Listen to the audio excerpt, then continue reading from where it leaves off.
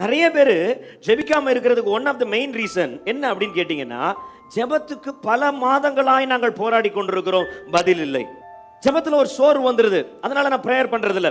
ஒரு உதாரணமா நீங்க பாருங்களேன், இப்போ நீங்க போயிட்டு ஒரு காயின் போட்டா உங்களுக்கு வந்து ஒரு பாட்டில் வாட்டர் பாட்டில் வருதுன்னு வச்சுங்க. ஒரு காயின் போட்டா 10 ரூபா போட்டா ஒரு வாட்டர் பாட்டில் வர மாதிரி ஒரு மெஷின் வச்சிருக்காங்க.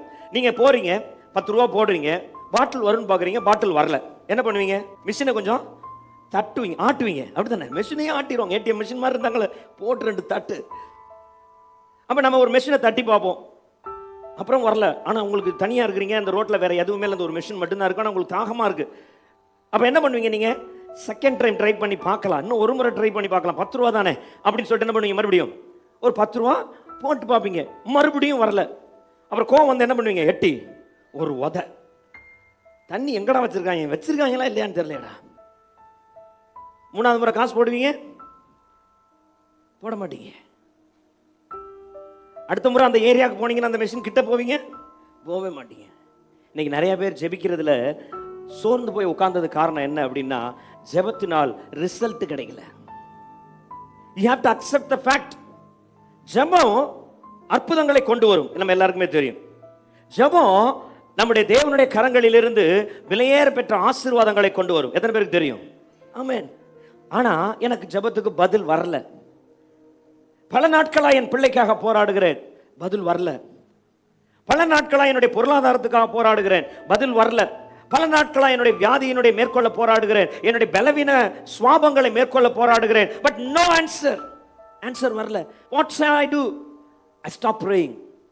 ஜெபிக்கிறதை நான் நிறுத்திடுறேன். ஜெபத்துல பதில் கிடைக்கலன்னா சில பிரச்சனை இருக்கணும். ஒன்னு, ஜெபத்துல பிரச்சனை இருக்கணும். எதுல பிரச்சனை இருக்கணும்? ஜெபம் என்கிற காரியமே பிரச்சனையா இருக்கணும். அது வந்து வேலை செய்யாததா இருக்கணும். எத்தனை பேர் ஜெபம் என்பது வேலை செய்யாதுன்னு நினைக்கிறீங்க? எத்தனையோ ஆயிரக்கணக்கான தேவனுடைய பிள்ளைகளுக்கு ஜெபம் வேலை செய்திருக்கிறது. அல்லேலூயா. அப்ப ஜெபம் என்பதுல பிரச்சனை இல்லை. ரெண்டாவது என்ன பிரச்சனை இருக்கணும்? ஒன்னு, கடவுள்கிட்ட பிரச்சனை இருக்கணும். அவர் தானே ஜெபத்தை கேட்கிறவர். அவர்கிட்ட ஏதாவது பிரச்சனை இருக்கா?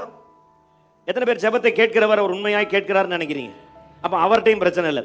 மூணாவது, ஜெபம் பண்ற என்னகிட்ட பிரச்சனை இருக்கலாம். எத்தனை பேர் இருக்கலாம்னு நினைக்கிறீங்க? என்னகிட்ட பிரச்சனை இருக்கலாம். நான்காவது ஒண்ணு இருக்கு, ஜெபிக்கிற விதத்துல பிரச்சனை இருக்கலாம். விசுவாசம் இல்லாமல் நீங்கள் ஏறெடுக்கிற ஜெபம் ஒருவேளை பதில் இல்லாம போயிடலாம். So it is not the prayer, it is the praying. எப்படி ஜெபிக்கணுமோ அப்படி நான் ஜெபிக்காததுனால, எப்படி நான் அந்த தேவனுடைய சமூகத்துக்கு போகணுமோ அந்த விசுவாசத்தோட நான் போகாததுனால நிறைய நேரம் என்னுடைய ஜெபத்துக்கு நான் பதில் பெற்றுக்கொள்ளாமல் இருக்கிறேன்.